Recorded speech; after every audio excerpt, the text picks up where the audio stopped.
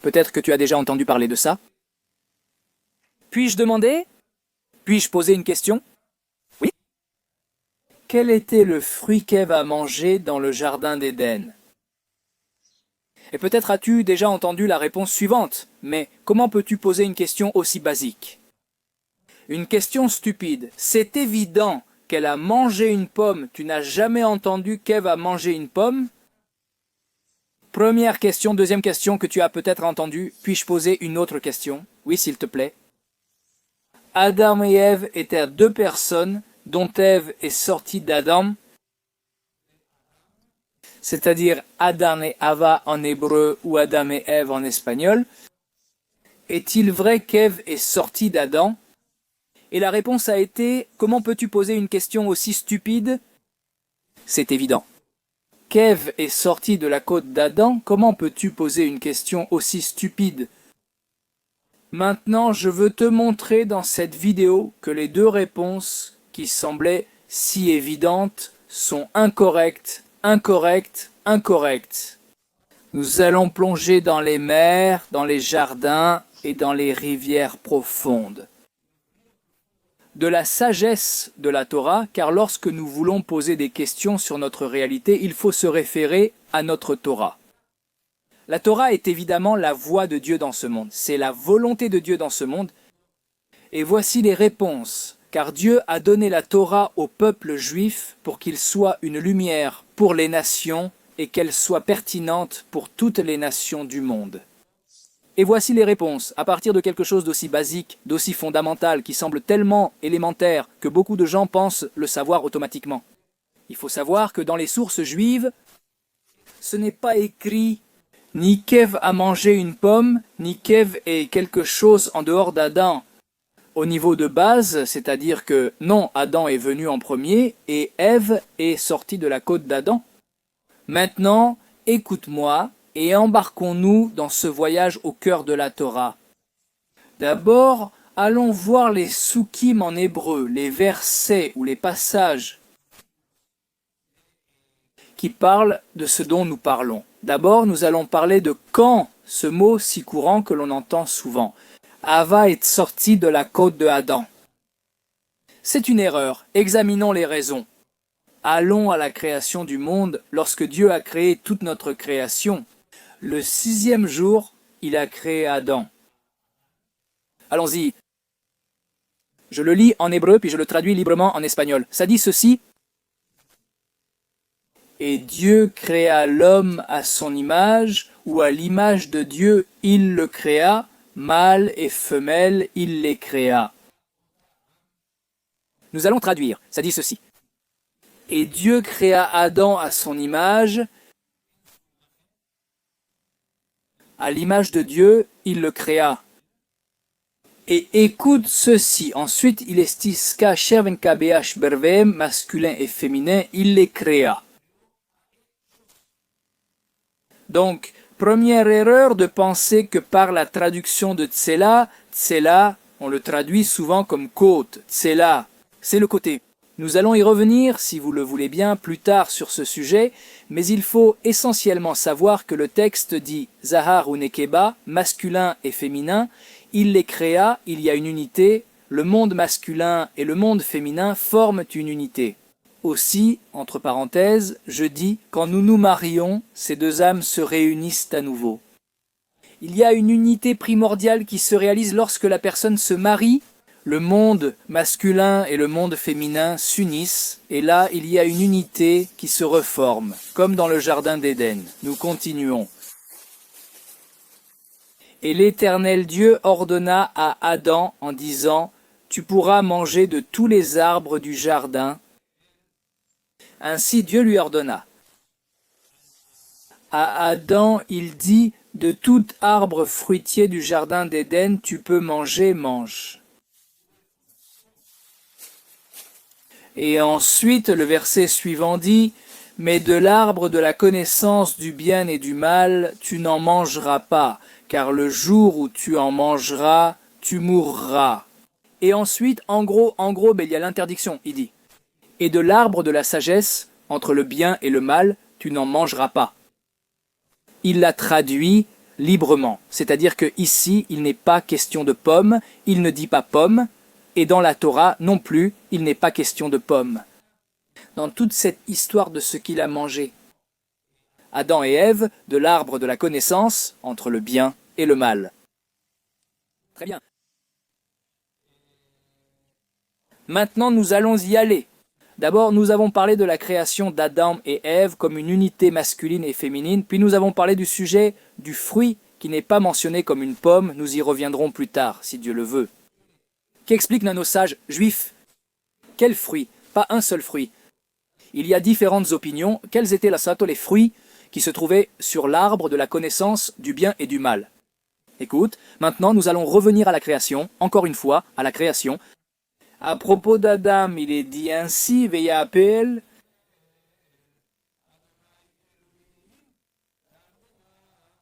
Concernant l'homme, il est écrit V-A-Y-S-H-N. Il est dit ainsi, et le passage de façon libre, et Dieu a essentiellement endormi Adam à nouveau. Adam est masculin et féminin. Ce n'est pas un homme dont il a ensuite tiré la femme, c'est masculin et féminin. Il est important de souligner, il l'a essentiellement anesthésié, il l'a endormi, et Adam s'est endormi masculin et féminin et essentiellement. Et il prit une de ses côtes et referma la chair à sa place. Et c'est ce que dit le texte. Nous traduisons Tsalotav comme Tsela. C'est le côté essentiellement, de son côté, il a retiré une partie et il l'a refermé. C'est essentiellement comme une opération, après avoir ouvert dans une opération, ensuite on referme, en gros on recoude. Très bien. Très bien. Donc nous revenons encore une fois. Kev a été tiré d'Adam, mais Ève était déjà en Adam, tu comprends, Ève? La partie féminine était en Adam, elle n'est pas venue après Adam? Et regarde ça, c'est impressionnant. La sainteté de ce qu'est le mariage. Écoute ça, ça dit ceci. Alken yazov I ishetavid ve etimo vedavak be ishto ve ayuleva sar. Donc, en résumé, quand la personne arrive, je la porte librement, bien sûr. Quand une personne arrive à un certain point, elle doit quitter la maison de son père et de sa mère, et elle doit s'attacher à sa femme. Et ils deviendront une seule chair, une unité. Fondamentalement, nous voyons ici comment Dieu nous le suggère, du moins selon mon interprétation. La sainteté du mariage, c'est-à-dire que lorsque l'homme et la femme se marient, ils reviennent en quelque sorte à cette essence du jardin d'Éden. Nous continuons.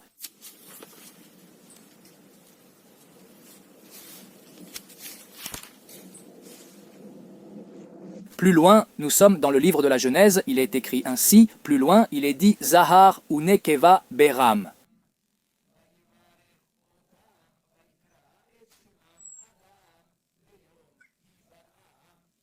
C'est impressionnant, il est écrit ainsi, masculin et féminin.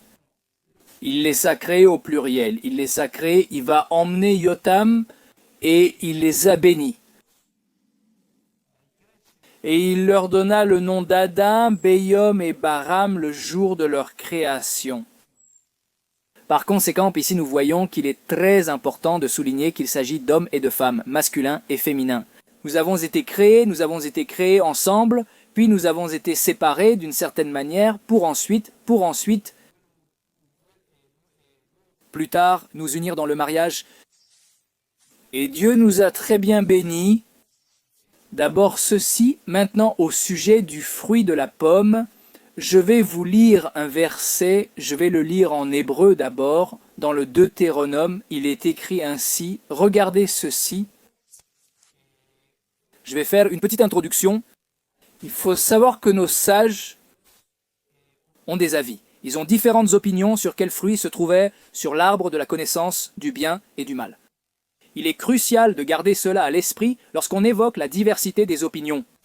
Il y a un concept dans la Torah, dans le judaïsme, dans la façon d'étudier la Torah, qui dit ainsi « Elu ve'elu divrei Elokim haim ». Lorsqu'il y a différentes opinions, il est dit « Cette opinion et cette opinion sont des paroles du Dieu vivant. Que signifie lorsqu'un sage juif donne une opinion? Il ne donne pas une opinion parce qu'il croit à quelque chose qui lui est venu à l'esprit. Il n'y a pas toujours fondamentalement une tradition de rabbin à élève rabbin. En remontant jusqu'à Moïse au Sinaï, où la Torah écrite et la Torah orale ont été données, par conséquent, c'est comme un prisme, comme un diamant. Quand il y a un diamant et que tu vois une face du prisme, tu ne vois pas forcément quelque chose qui est incorrect, parce que ton ami qui est en face de toi le voit sous un autre angle. Évidemment, on va dire que toi et ton ami voyez tous les deux quelque chose de réel. La seule différence, c'est l'angle sous lequel toi et ton ami le voyez. C'est un angle différent, mais c'est le même diamant. Par conséquent, lorsqu'un rabbin donne un avis, il est complété par l'avis de l'autre rabbin. C'est très important à savoir comme concept pour étudier la Torah correctement, dit-il. Je le lis donc en hébreu biblique, puis le traduis en castillan. Nous sommes dans le livre du Deutéronome et il est écrit ainsi, chapitre 8, verset 8, il est écrit. Eretz. Chita oseora vegefen utena verimon eretz zeikemen udvash. Très bien, c'est bon maintenant.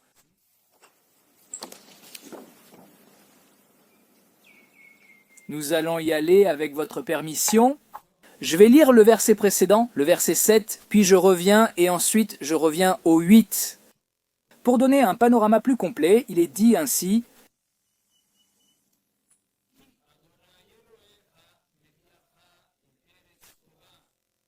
une terre de rivières d'eau,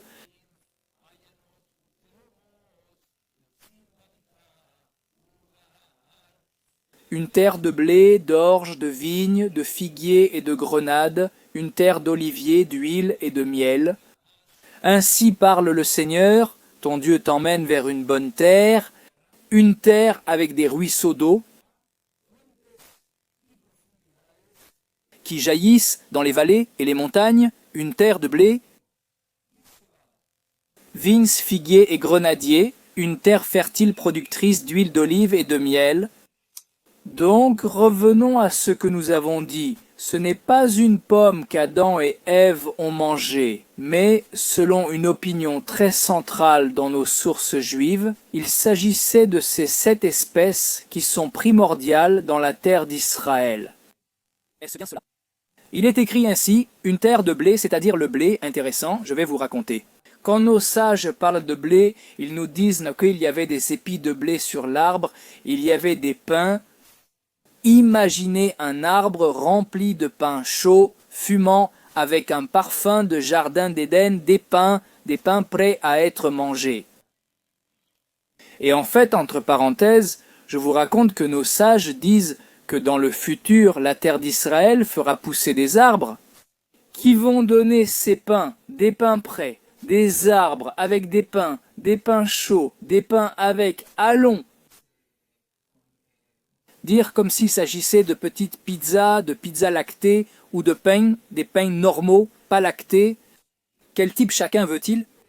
Je dis cela comme je le comprends essentiellement, mais le sujet, le concept, c'est que la terre d'Israël, si Dieu le veut, va bientôt donner des arbres avec des pins tout prêts, fumants, c'est-à-dire que le premier fruit de la terre serait du blé, autrement dit, comme mentionné, du pain et de l'orge. Ensuite, la vigne, les figues, c'est-à-dire les raisins, les figues, les grenades, l'huile d'olive, c'est-à-dire les raisins, les olives, les olives ou les olives à huile.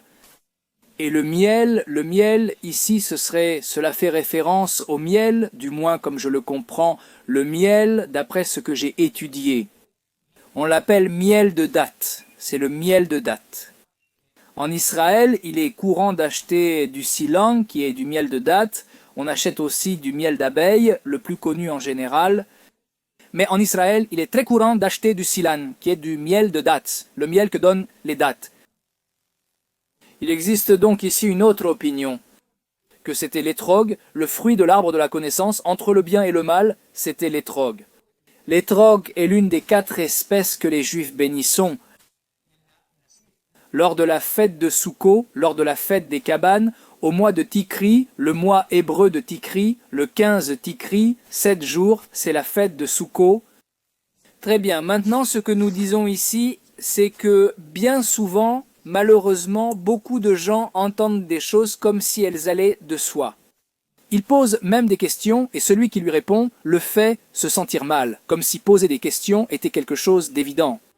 Et ici, tu dois savoir que si quelqu'un t'a enseigné la Torah et t'a dit « Pourquoi tu poses cette question ?» Il a mangé une pomme et Ève, elle est sortie de la côte d'Adam. Tu dois mettre un point d'interrogation sur l'endroit où tu étudies, parce que tu étudies dans un lieu qui n'est pas fidèle aux lois de la Bible juive, qui est la Bible que Dieu a donnée au peuple juif. Environ 3 millions de personnes étions au mont Sinaï et nous avons tous entendu la voix de Dieu. Dieu s'est révélé à nous et nous a donné la Torah pour éclairer les nations. Elle enseigne à donner des réponses à toute l'humanité, pour vivre une vie heureuse, pleine de joie, faire la volonté de Dieu avec joie et un bon cœur. Donc, ce sont 2 points dont je voulais te parler. Maintenant, nous allons parler d'autre chose, qui est la suivante. C'est la suivante.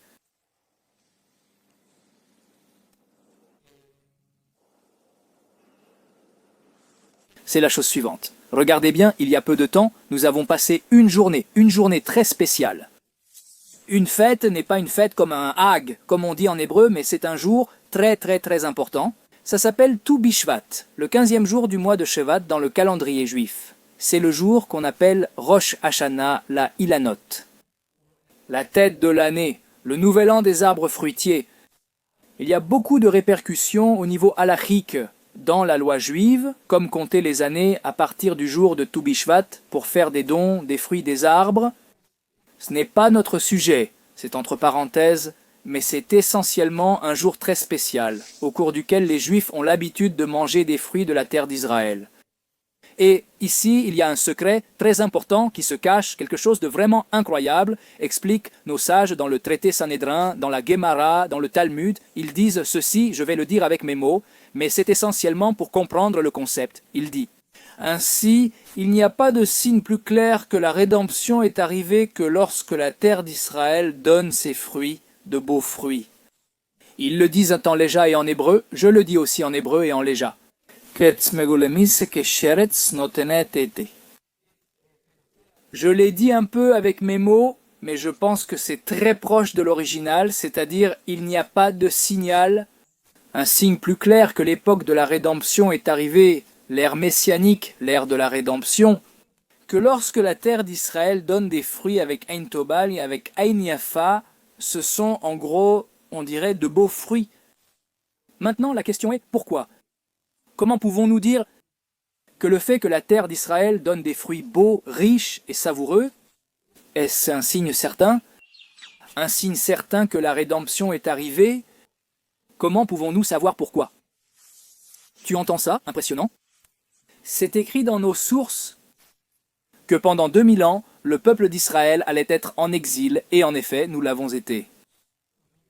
2000 ans d'exil, de l'Holocauste horrible en Allemagne et en Europe, des pogroms en Russie, de l'Inquisition dans toute l'Europe et dans de nombreux endroits du monde.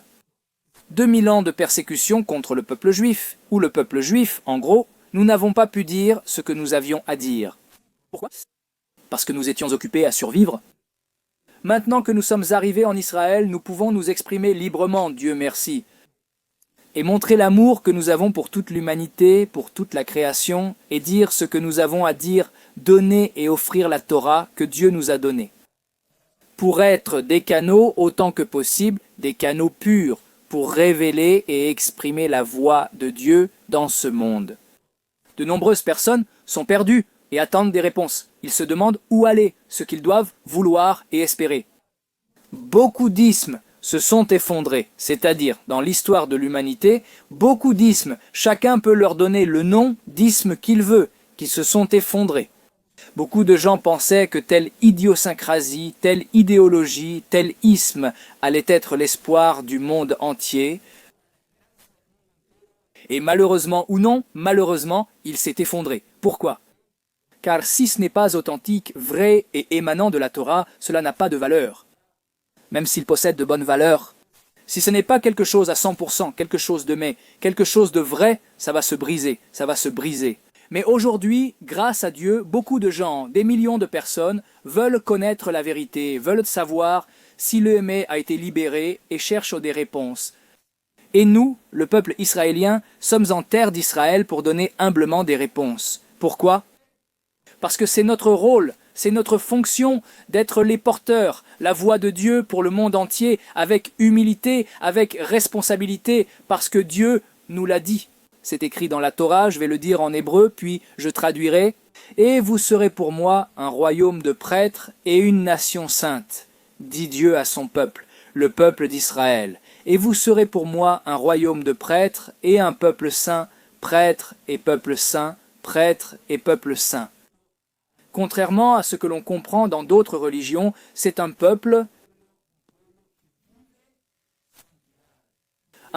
qui se marie, fonde des familles, vient en Israël, vit dans la sainteté, aime son prochain, fait la tzedaka, c'est-à-dire la charité, aide son prochain, aide le monde entier, crée des organisations à but non lucratif, lutte pour le bien. Aujourd'hui, nous vivons une guerre pour qu'il n'y en ait plus jamais. Même si cela peut sembler contradictoire, le peuple israélien est le peuple du bien, qui lutte contre les terroristes, des gens très négatifs. L'obscurité est une lutte entre la lumière et l'obscurité, entre le bien et le mal, c'est une lutte, une guerre pour qu'il n'y ait plus de guerre. Par conséquent, c'est ça la Ketoucha.